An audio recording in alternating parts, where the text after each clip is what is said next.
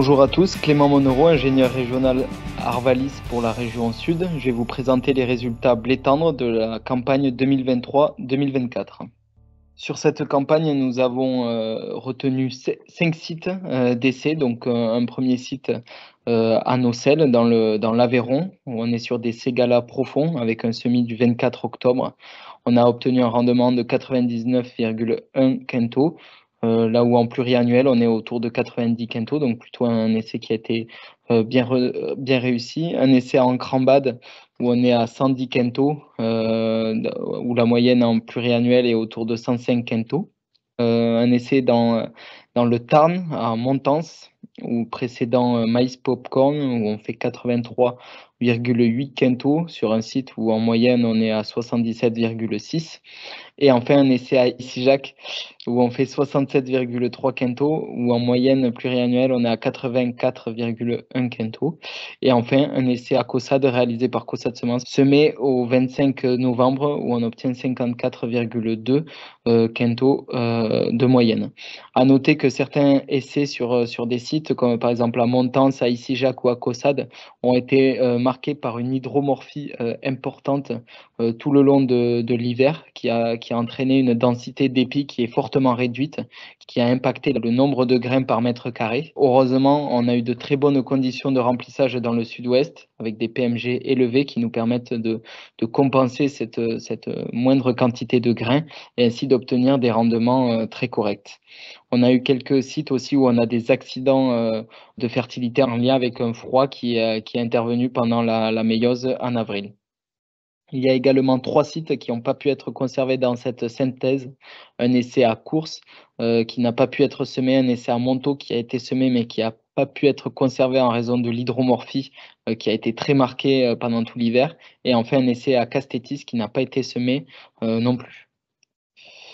Sur le regroupement et le classement variétal pour cette collecte 2024, on retrouve Thermidor qui ressort premier. Après une très bonne année en 2022 et 2023, lors de ces années en CTPS, en post-inscription, il confirme ses très bons niveaux de rendement. On a en dessous Ibicus qui confirme un bon niveau de rendement aussi. Ensuite, on a toute une gamme variétale avec Prestance, Canolon, Abrazo, Arletty, Intensity, Balzac, où on n'a pas de différence significative entre ces variétés qui sont dans le même groupe. Et enfin, on a une seconde partie en dessous de la moyenne. On va retrouver Lid, Macumba, Kianou, Académie, Sauvignon, Caroc aussi, Nobelo et Abilène qui ont eu des niveaux de rendement un peu plus inférieurs. Et enfin, Luxéo qui se retrouve en bas du classement, inférieur à la moyenne. Cette année, c'est intéressant de regarder les rythmes de développement des variétés et de faire attention aux semis précoces. Donc, certaines variétés sont très précoces à la reprise montaison. C'est l'axe que vous avez en abscisse. Donc, des variétés comme Prestance, Canolon ou même Régate sont des variétés qui repartent très vite en sortie d'hiver. Il faut donc éviter de les semer sur des créneaux trop précoces au risque d'être touché par des gels d'épis en sortie d'hiver. On a aussi toute une gamme variétale qui est adaptée à des semis plutôt classiques, comprenant Jericho, Pacteo, Aikido, Nobelo, Balzac, Celebrity, Thermidor, Macumba et Abrazo, qui vont être adaptés à des semis classiques pour le sud-ouest. Et enfin, on a une gamme variétale qu'on va pouvoir semer potentiellement un peu plus précocement, comprenant Intensity, Arletty, Luxeo, Kianou, Propulso, Ultime, Sauvignon, Cesario, Ibicus et Icardi.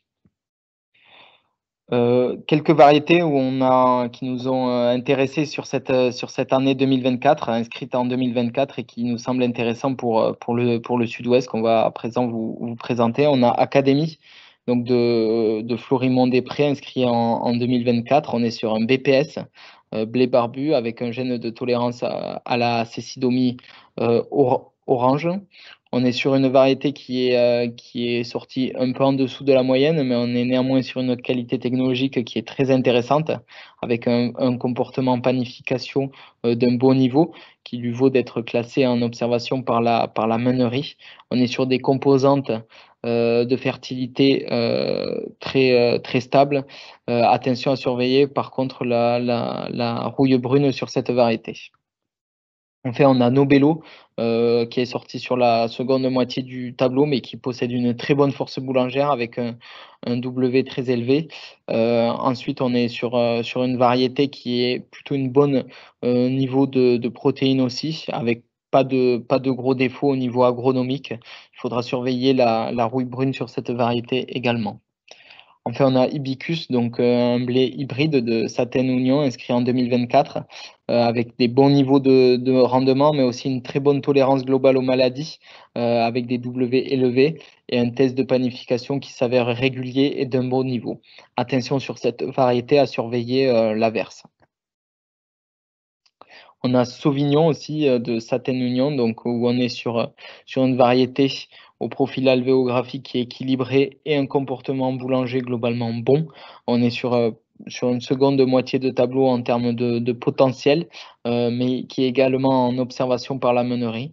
Il faudra juste surveiller la rouille brune sur cette variété, ainsi que la fusariose. Ce n'est pas une variété à placer derrière les précédents à risque tels que le maïs ou le sorgho.